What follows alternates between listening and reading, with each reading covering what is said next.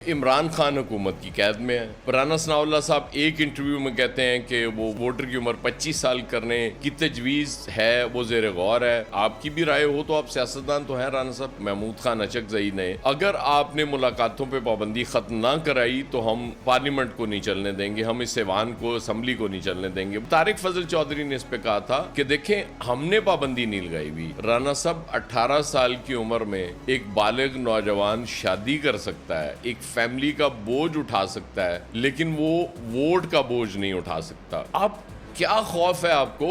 ہمیں کہہ کے یہ آئے تھے کہ ہم نے اس ملک کو ٹھیک کر دینا ہے، یہ برباد کر دیا 3-3.5 سال میں عمران خان نے۔ اب سب سے زیادہ جو لوگوں کو خوف ہے وہ بجٹ کا ہے، کیونکہ بجٹ کے حوالے سے یہ کہا جا رہا ہے کہ اس میں بہت زیادہ ٹیکسز لگنے والے ہیں۔ جن سے آپ نے ٹیکس لینا ہے وہ تو آپ کے ارد گرد بیٹھے ہوئے ہیں۔ FBR کے افسروں کی کرپشن کی داستانیں چل رہی ہیں۔ تھوڑی کرکٹ، تھوڑی سیاست کے ساتھ میں ہوں ایاز خان۔ دوستو، آج ہم بتائیں گے آپ کو کہ یہ جو 25 سال ووٹر کی عمر کرنے کے حوالے سے پھر ایک بار بات کی گئی ہے اور بات سے بعد میں اس کی وضاحت کی گئی ہے، اس کی وجہ کیا ہے؟ اب رولا یہ ہے کہ عمران خان حکومت کی قید میں ہے۔ عمران خان کی نہ کوئی تصویر نظر آ سکتی ہے، نہ کوئی ویڈیو باہر نکل سکتی ہے، نہ عمران خان کی کوئی بات باہر نکلتی ہے کیونکہ ملاقاتوں پہ پابندی ہے۔ اس کے باوجود اس طرح کی بات کرنا، رانا ثناء اللہ صاحب ایک انٹرویو میں کہتے ہیں کہ وہ ووٹر کی عمر 25 سال کرنے کی تجویز ہے، وہ زیر غور ہے، انڈر کنسیڈریشن ہے۔ پھر وہ وضاحت کرتے ہیں کہ نہیں، کوئی ایسی بات نہیں ہے، یہ انڈر کنسیڈریشن نہیں ہے،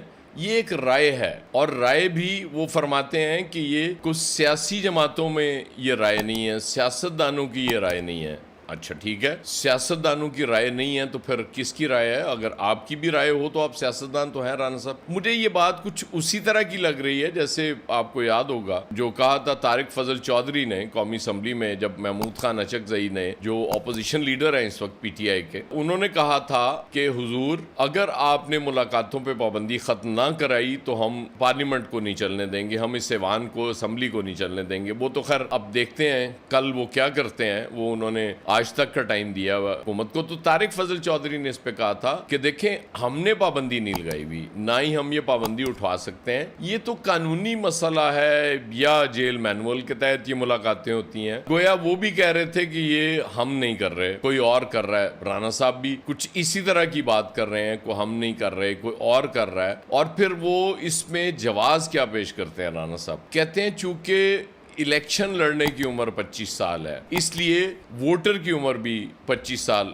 ہو سکتی ہے یا ہونی چاہیے، اس میں کیا حرج ہے؟ رانا صاحب 18 سال کی عمر میں ایک بالغ نوجوان شادی کر سکتا ہے، ایک فیملی کا بوجھ اٹھا سکتا ہے، لیکن وہ ووٹ کا بوجھ نہیں اٹھا سکتا۔ بڑی کمال آپ نے یہ مثال پیش کی ہے، یہ کیسے ہو سکتا ہے؟ ابھی کچھ عرصہ پہلے پنجاب میں جب بہت زیادہ موٹر سائیکل والوں کے چالان ہوئے، موٹر سائیکل بند کیے گئے کہ جی وہ بچے چلا رہے ہیں، تو پھر یہ تجویز آئی کہ کیوں نہ 16 سال کی عمر میں ان کو لائسنس جاری کیا جائے، اور دنیا کے بے شمار ممالک میں یہ ہوتا ہے۔ 18 سال کا جہاں تک ووٹر کی ایج کا تعلق ہے تو امریکہ، برطانیہ، چائنا، انڈیا، ترکیہ، بے شمار ممالک میں یہ ہے۔ ایون کینیڈا وغیرہ میں تو اب الیکشن لڑنے کی عمر بھی 18 سال کر دی گئی۔ ظاہر ہے ایک بالغ نوجوان ہے، وہ الیکشن بھی لڑ سکتا ہے۔ دنیا کے 180 ممالک جو کہ تقریباً 85% ٹوٹل کنٹریز بنتا ہے جو دنیا میں ایگزسٹ کرتی ہیں، وہاں ووٹر کی عمر 18 سال ہے، اور یہاں ہم کہتے ہیں کہ نہیں جی وہ 18 سال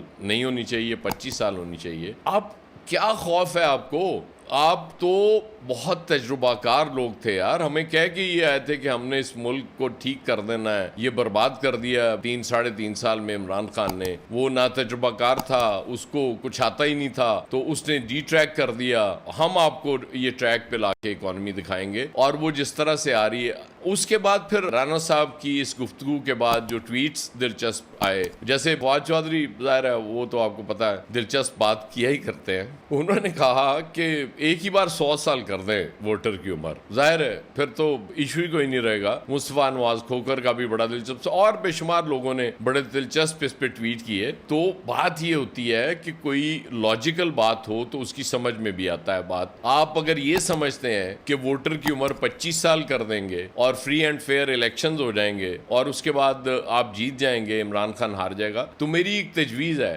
آپ ایک سروے کرا کے دیکھ لیں, کوئی چلیں 25 بھی چھوڑیں, کوئی 40 سال سے اوپر کے لوگوں کا سروے کرا کے دیکھ لیں اور یہ چیک کر لیں کہ کتنے لوگ آپ کے ساتھ ہیں اور آپ کو سپورٹ کریں گے اور فیور کریں گے. اس کی وجہ یہ ہے کہ عام آدمی کا اب وہ نظریاتی دور نہیں رہا کہ جب نظریاتی طور پہ لوگ کسی لیڈر کے پیچھے چل پڑتے تھے. اب لوگوں کو اپنی روزمرہ کی زندگی جب گزارنا مشکل ہو جاتا ہے تو انہیں امید ہو جاتی ہے کہ شاید کوئی چینج آئے گی, کوئی اور لیڈر آئے گا تو ہمارے یہ مسائل ختم ہو جائیں گے, ہمارے لیے پیٹرول سستا ہو جائے گا, کھانے پینے کی چیزیں ہمیں آسانی سے مل سکیں گی, بچوں کی دوائیاں مل سکیں گی, ان کی فیس ہم ادا کر سکیں گے, یہ یوٹیلٹی بلز ہماری دسترس میں آ جائیں گے. یہ امیدیں ہوتی ہیں لوگوں کو, اور جب وہ پوری نہیں کر پا رہے ہوتے آپ, اور مسلسل اب سب سے زیادہ جو لوگوں کو خوف ہے وہ بجٹ کا ہے, کیونکہ بجٹ کے حوالے سے یہ کہا جا رہا ہے کہ اس میں بہت زیادہ ٹیکسز لگنے والے ہیں اور مطلب حشر ہونے والا ہے. ابھی اس دن میں دیکھ رہا تھا شہباز رانا, آپ کو پتا ہے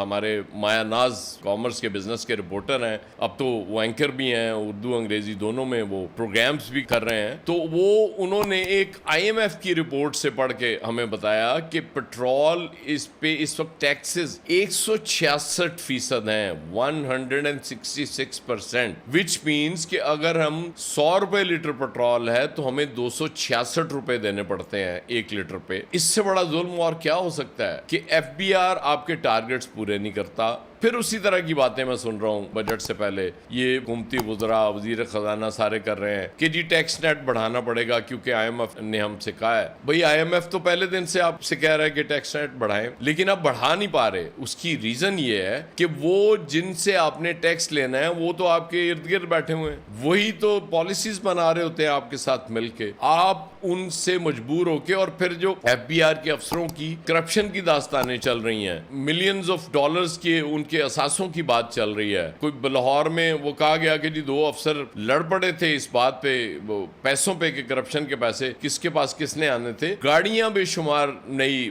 دے دی گئی FBR کو, لیکن اس پہ آپ کو کوئی تشویش نہیں ہوئی. عوام کو, عام آدمی کو تھوڑا سا ریلیف دینے کی جب بات ہوتی ہے تو آپ فوراً کہہ دیتے ہیں نو نو نو سوری IMF نہیں مان رہا. آپ اپنے ارکان پارلیمنٹ کی تنخواہیں جتنی بڑھا دیں, ان کے مراد بڑھا دیں, chairman senate, speaker national assembly, ہم بارہا یہ بات کر چکے ہیں, صوبائی اسمبلیوں کے اسپیکرز اور ان کے وزراء کی آپ مراد اور تنخواہیں بڑھا دیں, ان کے ارکان اسمبلی کی تنخواہیں بڑھا دیں, اس پہ IMF کو کوئی پریشانی نہیں ہوتی, نہ ہی آپ کو کوئی دکھ ہوتا ہے کہ یار یہ ہم کیا کر رہے ہیں. لیکن جب یہاں بات آتی ہے تو پھر آپ کہتے ہیں کہ نہیں جی IMF مانتا نہیں ہے, کیونکہ IMF نے ہمیں منع کیا ہوا ہے کہ ریلیف نہیں دینا. اب بجلی کے بلوں پہ بھی کہہ رہے ہیں کہ جو بجٹ کے بعد اتنے ٹیکسز ہوں گے کہ وہ آپ کے لیے دینے مشکل ہو جائیں گے. تو میں آپ سے کلیئر کٹ آپ سے عرض کر رہا ہوں حضور کہ ووٹر کی ایج جتنی مرضی کر لیں, جو آپ نے عام آدمی کی حالت کر دی ہوئی اس ملک کے ووٹر کی, وہ آپ کو ووٹ دینے نہیں جا رہا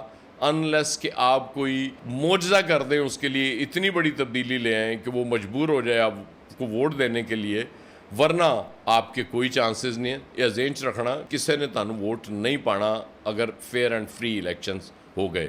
بہت شکریہ.